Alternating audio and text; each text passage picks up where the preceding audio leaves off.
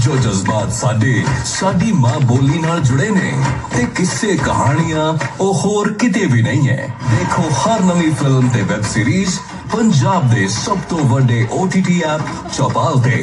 Download the app. मैं कदों सोचिया सी मेरी जिंदगी इंज बदल जाएगी।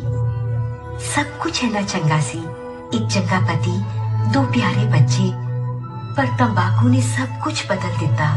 हुण इस फैलते हुए कैंसर नूं मेरे चेहरे तो कटना पएगा।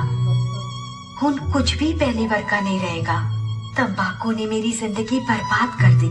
खैनी, गुटखा, तंबाकू, जर्दा, पान मसाला तुहाडा जीवन उजाड़ दिंदे हन।